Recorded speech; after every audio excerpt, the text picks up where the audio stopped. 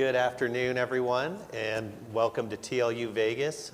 Big shout out to Dan Ambrose for making this happen. It's getting bigger and better every single year. So we're grateful to be here. Sonia, so what we're going to do is we're going to break this up into some segments here. First, we're going to talk about psychology of prospective jurors, and Sonia's going to talk about that. Start to work through a little bit of a potential case. And then we're going to have mock jurors here, and we're going to do a little bit of a mock voir dire with both myself, Ian Sampson, and Adam Ellis from our office. And we're going to try and play both plaintiff and defense side and see if we can get these jurors talking and explain exactly what our process is. That's right. And within that mock voir dire that we're going to do later today, we're going to try and show you kind of right way to do it and maybe not as effective way to do it. So we've tapped Ian to be Mr. Not As Effective. So thank you so much. All right. I think we're ready. Let's get rolling. Excuse me. All right, so we're going to start by talking about just the kind of nuts and bolts, the arts and science of jury selection. I'm going to go ahead and start with science. Oh, you have the clicker, right? I do. Okay, and this slide, what does this mean? You know, it's very important to remember it's jury deselection. What do you want me to do? You just do it. Right? We're not there to say, who do we want? Sometimes that's the first question a lawyer asks me. Who do I want on my jury? And then, do I want men or women, old or young? And I'm like, number one, demographics are not predictive in your case. So I'm not going to answer any of those questions about do you want men or women. The only time that demographics have any role at all is if the case is related to that. So perhaps in an employment case, civil rights case, then maybe I think it's considerable. But otherwise, to me, that's not the question you want to be asking. We'll talk about what you do want to be asking as we get through it. So remembering that it's jury deselection, our approach, our goal always is to find the bad. We are not there to make friends. We're not there to sell our case. We are there to figure out who, because of their life experiences and biases, have that filter that's going to prevent them from seeing our case from our point of view or awarding appropriate damages. So that's our philosophy going in every case.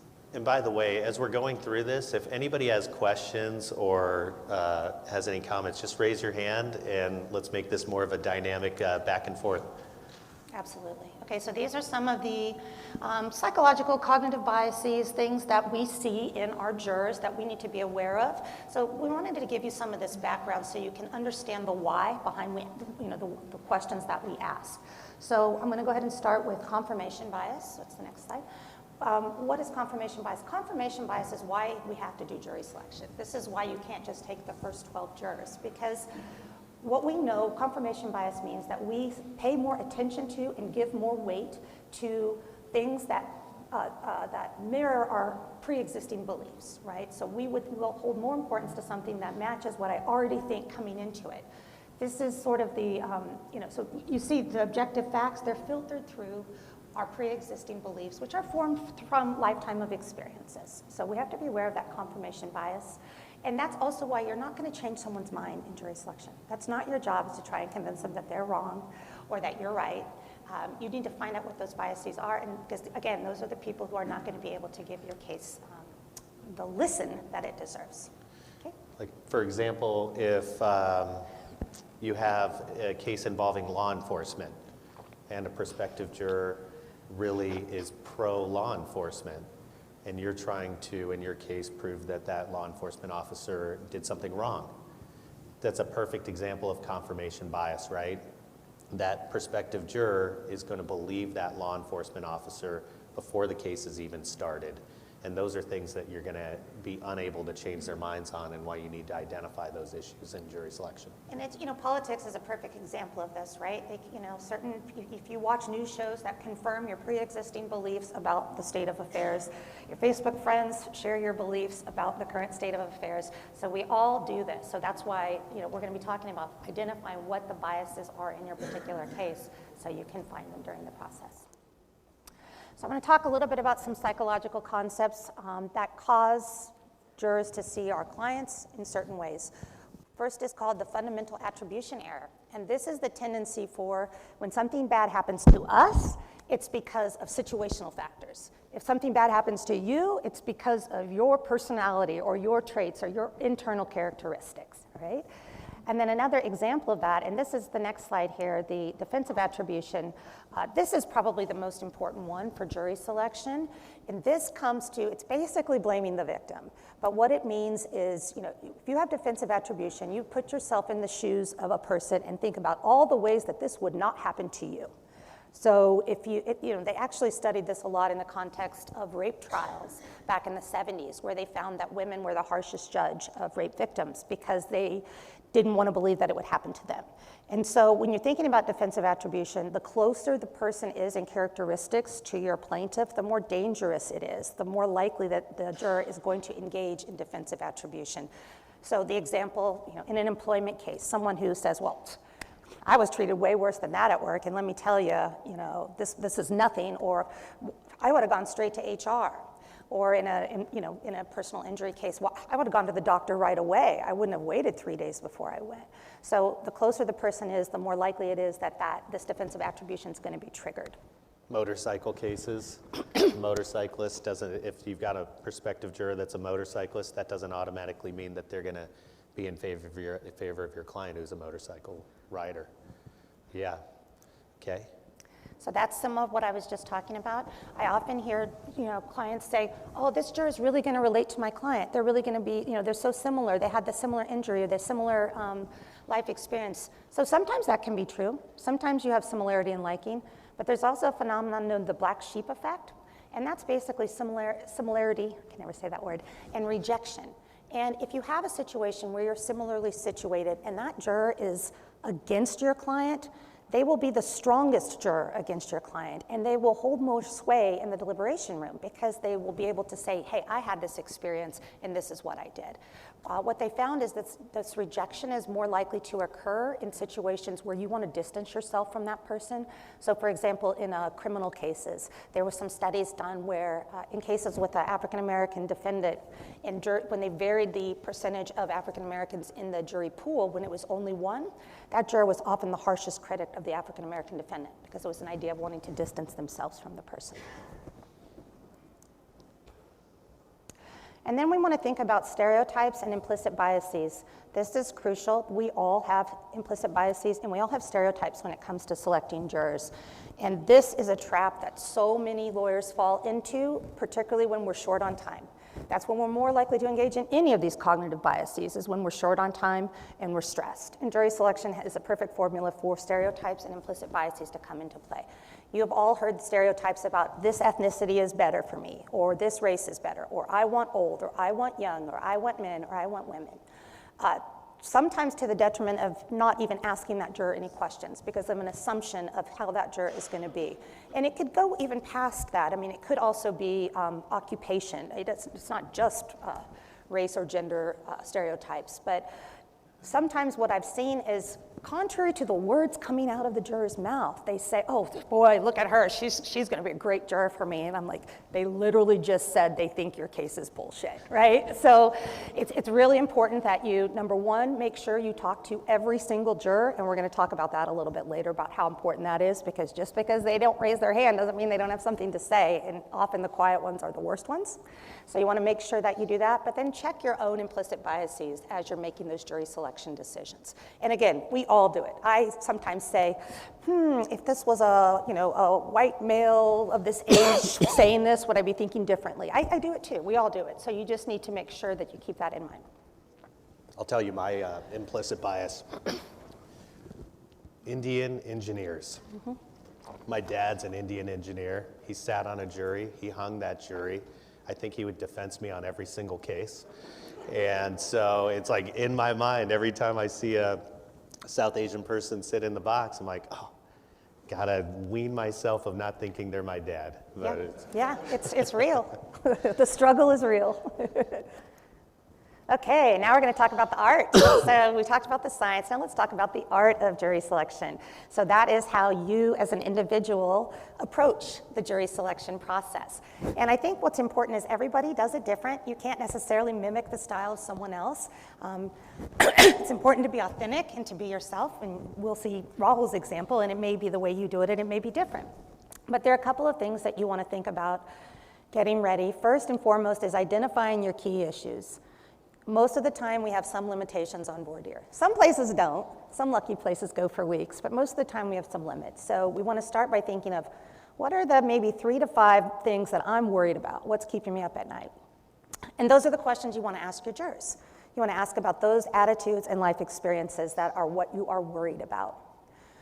We're going to talk a little bit about question framing, setting the stage, how you would be an active listener, and then sort of looping, adapting, and pivoting, and Rahul is going to talk about those. But let's go ahead and move on to the next slide so we can talk about the key issues. Now, there's certain issues that are prevalent in pretty much every PI case, and in many employment cases as well. And that's this concept of personal responsibility. We've all heard that in jury selection. People don't take enough personal responsibility. Hot coffee, tort reform, general tort reform questions, right? I see these ridiculous lawsuits with outrageous amounts of money, excessive damages. Damages is always like a key part of our voir dire, probably at least 50%, if not closer to 75% of voir dire is going to be on damages. And particularly the specific kinds of damages. If I could only ask one question, it would be to ask their thoughts on the concept of awarding money for emotional distress and loss of enjoyment of life, mental suffering. I sometimes don't even do pain because tort reform jurors will give money for pain, but they do not want to give it for loss of enjoyment of life. They say, we all go through this. So that's almost always probably the separating the wheat from the chaff question for us. Some of the other things you might not think about are things like future damages. You would be surprised, but some jurors have real problems with awarding future damages, even the future medical damages, future wage loss. I think you can go to the next slide. The other thing that we always want to think about is our specific case characteristics. So there are certain cases that just evoke bias, and that are motorcycle cases, bicycle cases, pedestrians. How do you let yourself get hit by a gigantic bus, right? People say these things. Slip and falls, medical cases, there's a big reverence for doctors. So there's certain characteristics of different cases that you're going to want to be thinking about when you're formulating your questions. So this next series is, I have some clips from focus groups where you can hear jurors talking about some of these biases that they bring to the table. So this first case is a bike v. auto case. And so this first gentleman is going to talk about, so basically what happened was, I believe that a guy was turning right and hit the guy on a bike, which is actually similar to the case we're going to be talking about later. So go ahead and play this one and I'll give you a little bit of summary. So it's interesting because about a couple of months ago, by coincidence, I was driving down Navajo Road, and there was a gentleman in the bike lane next to me, and I was going to make a right turn, and he was in the right lane, and I passed him, and he signaled that he was going to go straight, but I was confused because the way he signaled, I couldn't tell really if he was going to go straight or turn left or right. So I just went ahead and made my right turn, and I missed him, but he managed to bang his fist on the hood of my car. Yeah, so, and I told my wife, well, I wasn't sure which way he was going to go. I probably should have stopped, but yeah, no, it's interesting that this has happened to this person because, I think that everybody should be equally aware of everyone that's on the road. So it doesn't take one person to make an accident. It takes two. Okay, so this is a very similar experience, and he's going to be filtering this case through his own personal experience where he thinks the bike should have seen him, and then the bike got mad and hit his car afterwards. So this is the filter through which he's seeing this case. Okay? And now this is interesting. There were two jurors in this room, in this deliberation room. The next two that we're going to see, both of them, we did background questionnaires, so we know both of them were regular bikers. They commuted to work. They bicycle a lot, bicycle on city streets. Two completely opposing viewpoints, and they ran this deliberation. So first we'll hear from this gentleman who is I think the California law is pretty clear here. The bicyclist does have the right of way. He's traveling straight.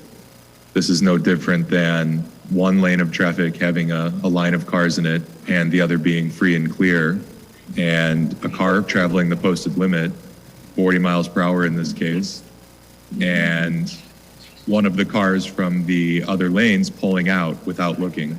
Just because it's a bicyclist, just because it's a bike lane, does not change the California statute on the matter. I think Mr. Tong was very negligent. I don't believe that he signaled. If he did, I believe that it was while he was already doing the turn. And if he had signaled before, I think it'd be evident that the plaintiff would have probably slowed down or changed his speed in some way. So the defense saying that, well, there was a line of cars stopped, he shouldn't have entered. No, the bike lane is to the right of those line of cars. Bikes often bypass lines of stopped cars. That's the purpose for the bike lane. Okay, so this is a guy who was similar and was all for our guy. Thought that, look, bikes get taken advantage of, he's probably seen it, so he's similarity liking. This is the other juror who ran the deliberations. Different point of view. I also am leaning towards, blame towards the cyclist because, 40 miles an hour might have been posted speed limit, but when everyone's slowing down to make turns, you can't come barreling down a hill at 40 miles an hour training for a triathlon. The roads are meant for commuting. The roads are meant for people, going to work. I like cycling to go to work, but when you're training for an event, you need to be in a training facility. Like I'm not going to go race car training on the streets. We can't drag race on the streets. So I think his speed is a huge factor. I think the dent that he made in the car shows that he was going really fast. If there had been a pedestrian crossing, would he have been able to stop for that pedestrian?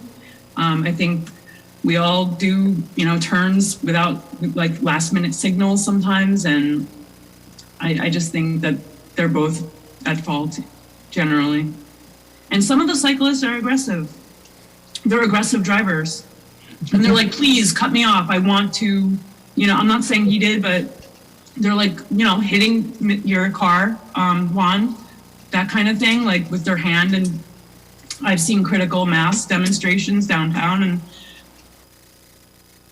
Okay, see, two completely opposing views. So you can't assume that because someone's an avid cyclist that they're going to identify with your client and be good, because they may be just like her. So you always want to ask just attitudes about bicyclists, having had close calls with or near misses with bicyclists. Same is true for motorcycles. The same sort of types of questions you want to ask in those situations. And we'll get into it, some specifics of how to word those in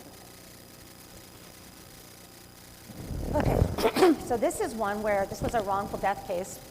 This person loops a lot of them in together. So you're here to talk about the concept, well, hey, accidents happen. You see that a lot where we see jurors who are like, well, if they didn't intend it, then what are we here suing for? Hey, this is just an accident. We all get into accidents. So you wouldn't think it is, but it's important to explain the concept of intentional conduct. And we don't have intentional conduct here. Who thinks it's not right or fair for us to be suing, especially for this amount of money?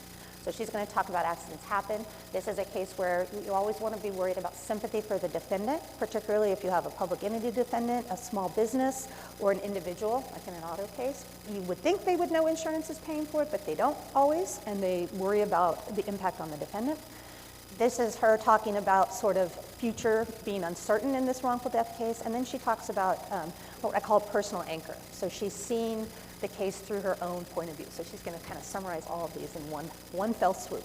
The lawyer was, as a juror, we're not supposed to run on emotions, and his full presentation was, he even started getting teary-eyed, like he's heard the story. He's been through this story thousands of times with the client. He's trying to play on our emotions. It's an unfortunate accident, I feel. I know there was some negligence, but the amount of money they're asking is literally going to wipe a whole company out for one man's accident. No child, there is no way to tell that they would not have got divorced in 2 years, or working in construction, he could have breathed in and got cancer and died. There's no way to tell, no expert can tell that he would have lived for another 46 years. And that's the amount of money he would have made, and that's what the children, I'm 39 years old and I have not made close to what they're asking for one of those children. My kids don't have nearly any of that, and I am a single mother and I have raised very strong boys without the guidance of a father. So it doesn't say, it's a sad thing. The father passed away, the kids are small, but he has very strong brothers that can help these children grow up to be strong men. They're just trying to play on the emotions of the jurors and try to these kids are damned that their father's gone and their life is over, you know? Lovely. Yep, lovely woman. Yeah, so she summed it all up, right? So these are the sorts of things and if you would have asked her about that in jury selection, I bet you she would have told you then, and she wouldn't be sitting in this deliberation yet, okay? And so what I meant on the last one on personal anchor, did you hear her say, well, I raised 2 boys on my own, and they did just fine without their dad, right? So that's, again, you can't assume somebody in a similar situation, maybe she'd have empathy. It's the opposite. Okay, so this is again, Rahul always used to challenge me on that. I don't really have to ask about future wage loss, do I? Surely, future medical bills, surely that's not something I have to be concerned about. Yeah. And time and again, yes, you do in fact need to worry about that. So here's an example of what we hear all the time when we ask about it in jury selection. Yeah, just on the case alone, I mean, I think like it's less than that. You can't say what someone was going to earn in the future because we don't know the future. There's no guarantee that guy would live another 5, 10, 20, 50 years earning those wages. Or if he got out of college, some people go to school just so they can go to school and have some initials behind their name, and they don't ever use the degree. So there's no guarantee of what this amount would be. Right, so no guarantee, could get hit by a bus tomorrow, right? We hear that all the time on both future wage loss and future medical. Particularly if you have somebody who is young, so a younger juror sort of just starting out in their career path. That's true even in both death and even in just injury cases. You hear jurors say, well, I didn't, I wanted to be I literally had a juror say, I wanted to be a ballerina when I was 18, and look at me now. So this whole idea of like nobody knows what they want to be when they're younger. So they're often a lot more reluctant to give future wage loss than someone who's not been in a career for a long time. Then you've got different career paths, like if it's, when I represented a hedge fund manager and a lot of the prospective jurors, I'd ask the question, hey, I've heard a lot of people say, it's like gambling, investing in the stock market. And so my client, that's what his whole job was picking investments in the stock market. Do people think that any future loss of earnings claim by him would be 100% speculative or totally a guess? All these people raise their hands up. They're like, yeah, I mean, it's like rolling the dice at the craps table. Who knows? Guess he got lucky in the past. That doesn't mean he's going to be lucky in the future. Yeah. So kind of knowing what your fact pattern is and making sure you kind of drill down with people and their life experiences. And a lot of people, whether passively or actively, have invested in the stock market. So they have all that black sheep effect, negative and positive things, all the things Sonia was talking about come into play. Yep. Okay, this is an interesting one. This was a design defect roadway case. And to a juror, there were like 6 jurors who were from this venue, and all 6 of them were defense. They were the only ones really who were. It was a case where it was really interesting case. It was drunk drivers, but there was a dangerous condition. They blew a stop sign. So it's easy, obviously, to put the blame on the drunk drivers, but this was looking to put some on the city. And this is, again, somebody who's filtering it through the fact that this is the town she lives in. I personally don't think that this intersection or the city was at fault, because honestly, if you had been there, if you have traveled this area a lot, you would know this intersection is not a dangerous condition. And I feel like the plaintiffs are going after the city because maybe they weren't able to get money from the driver's insurance. And so they figure the city of Rockland has the deep pockets, and so we're going to go after them. And I feel like that's unfair. Right? And this is her town, so it's going to be, she's going to feel like there's a personal impact if you come back with a big verdict against her community, right? And there's also a bit of defensive attribution likely going on. She's been at this intersection many times. Doesn't want to think that somebody could blow through and put her in, give her brain damage like it happened to the plaintiff in this case. So this one, personal responsibility, and this is one of those circumstances. You've got an admitted liability case. Defendants say they're 100% at fault. Should you still inquire with prospective jurors about personal responsibility?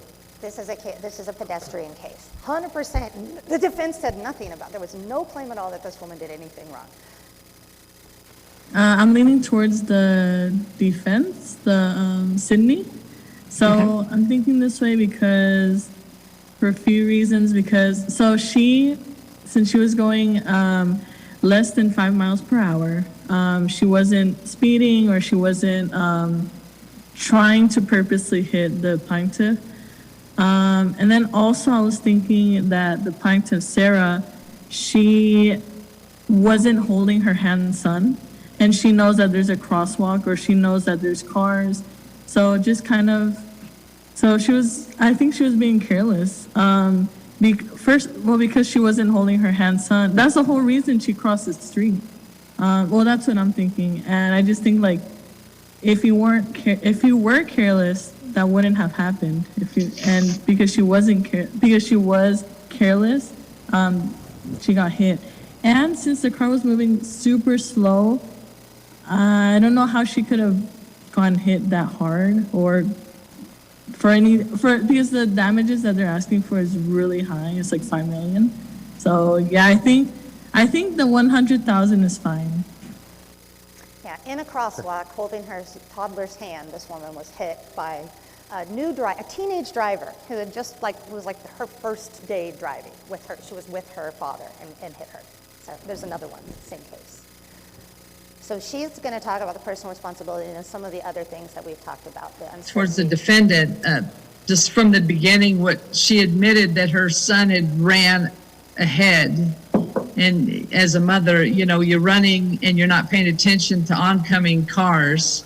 So I think that negligent right there, she could have been, the stop, look, and listen before you enter a crosswalk right there. Right.